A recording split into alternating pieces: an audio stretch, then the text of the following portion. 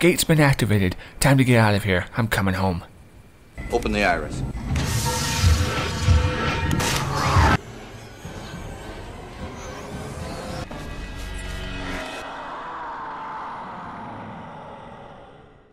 Greetings, ladies and gentlemen. I am SocioPsycho, and today we take a look at Mind Path to Thalamus. This was created by Carlos Cordillo, Dana Novola, and Luca Nito.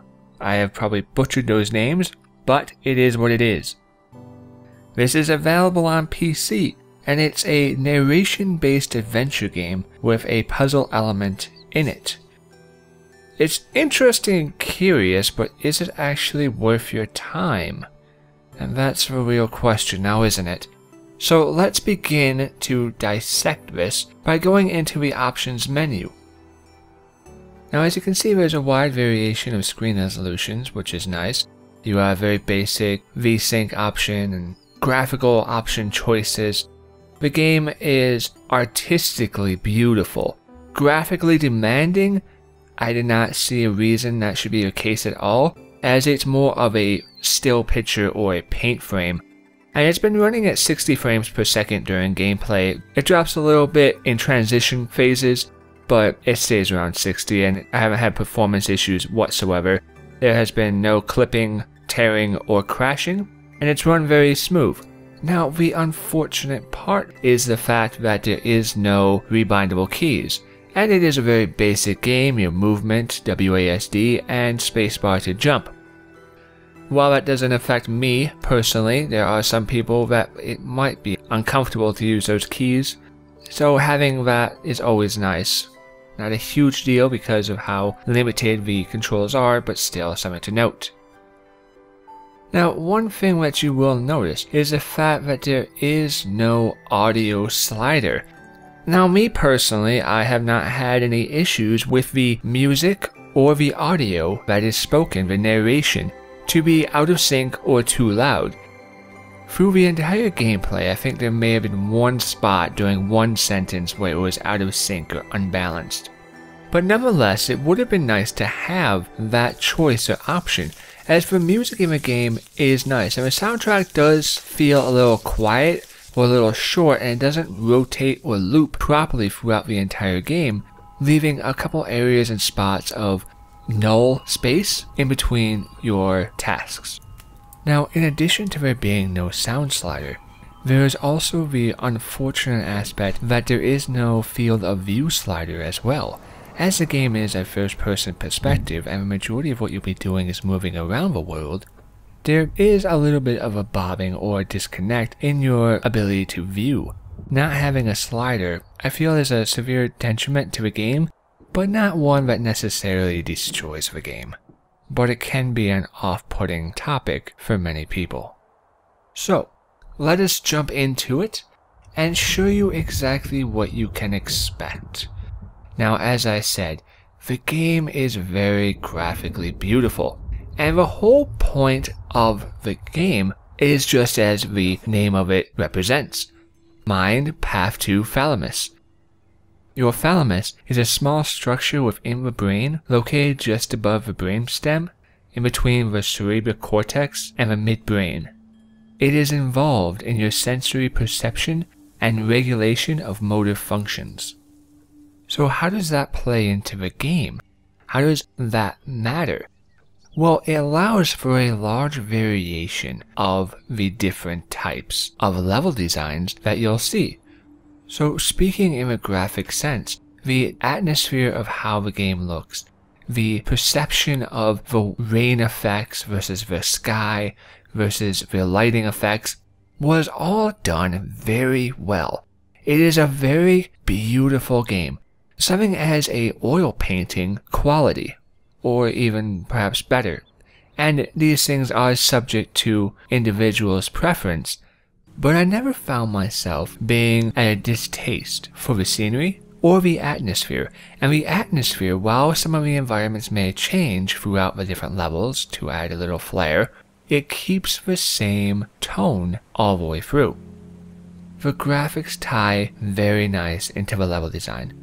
And if I had to be a stickler about anything in regards to a level design, is the fact that the game is a narrational based adventure game, which means you travel through the different zones, completing puzzles, and occasionally you'll hear a narration of telling you a story. Some of the levels do seem a little bit larger than they need to be, but then again, on the other hand, the scale and size of these levels also help in the awe-inspiring of the landscape. So it's twofold. If you make the levels a little bit smaller, I don't really know how much you will lose of that, but at the same time, it fits in its place. So it's really comes down to subjectivity, and that subjectivity kind of gets broken with the puzzles. Because the level designs are at times very large, and it is an adventure game, which means that there will be a lot of exploration. The explorational aspect of the game ties into how the puzzles play. When you go to each map, you pick up a little orb. There'll be ground sensors. You stand in a pile of blue mushrooms, and it changes it from day to night. Certain areas change the weather from clear and brisk to foggy. There's a way to make it rain, or a time ability which adds another mechanic later on in the game, which makes aspects of the environment disappear.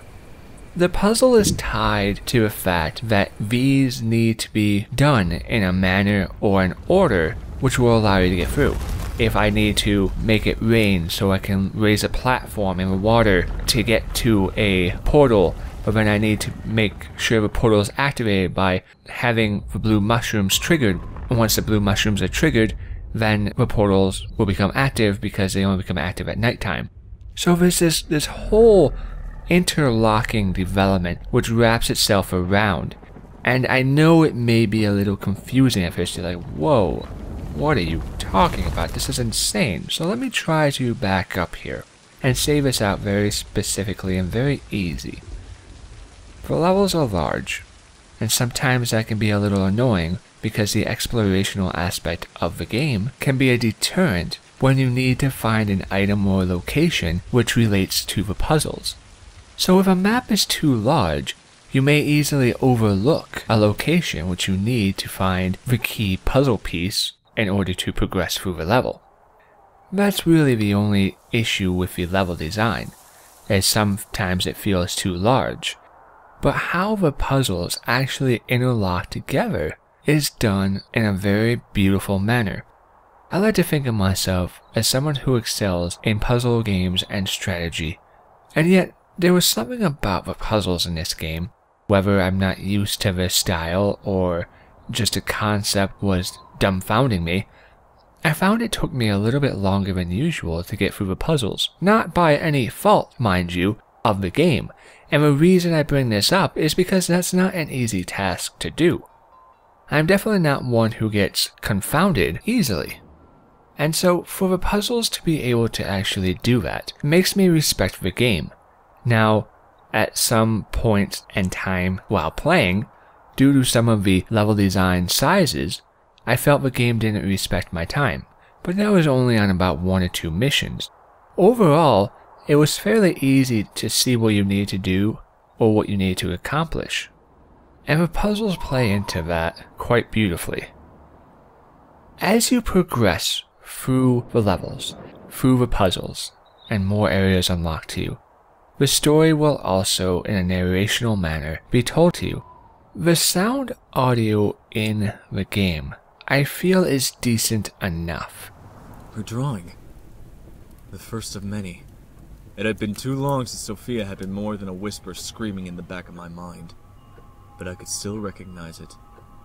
I admit, at that moment, hope started to flourish inside me. Where would the drawings lead me?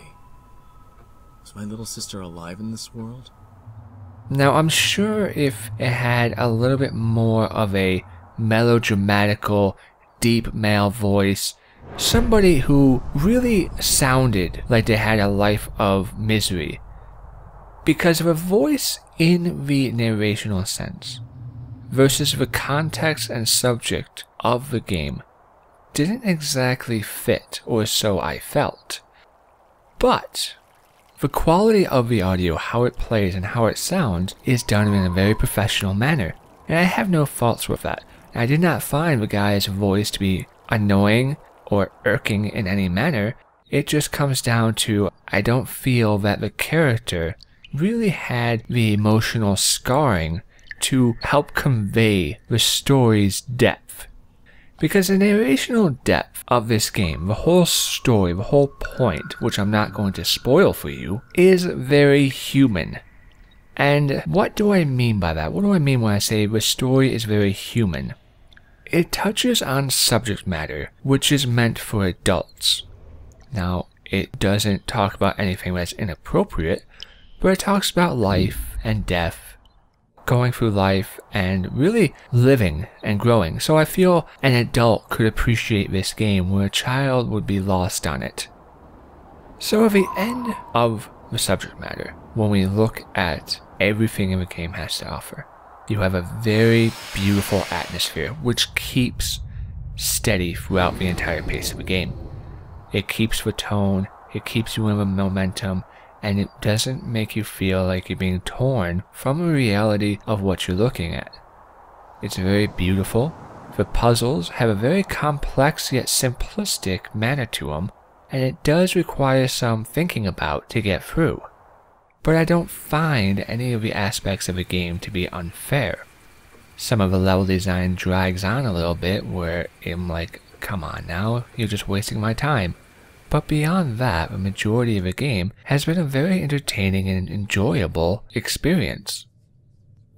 And if I had to be a stickler, I would say in between some of the level design, the loading times or time gaps in between your ability to be fluid or movement and take action in a world is broken up too long. There's too many transition points.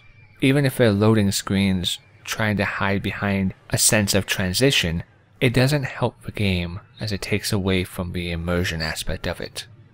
The story is one more for adults, as it talks about serious subjects. Now it doesn't have so much depth that you're going to be walking away from a game scratching your head and saying, oh wow, that was impressive. But it will give you a little insight into an artistic value of psychology upon another person. Or perhaps you can translate that into some fashion of your own life. At the end of the day, the game does a lot more right than it does wrong. And while it may suffer a little bit from the amount of walking you need to do, that's pretty much what you have to expect in adventure-style games. It may not offer much replayability, but it tells a very simplistic tale. And if you enjoy a good puzzle game, then this would definitely be one for you. I feel the puzzles in the game itself are a lot more of value than the story. The writing in it was fine, but I feel the actor who did the voicing wasn't able to give it the passion and misery and surreal emotional expression that it truly deserved. So at the end of the day, I can recommend this game. It may be only a few hours of enjoyment with very limited replayability, but it's definitely one you can sit down and enjoy for what it is. Thank you everybody for listening and watching, for I've been SocioPsycho, and I'll see you next time.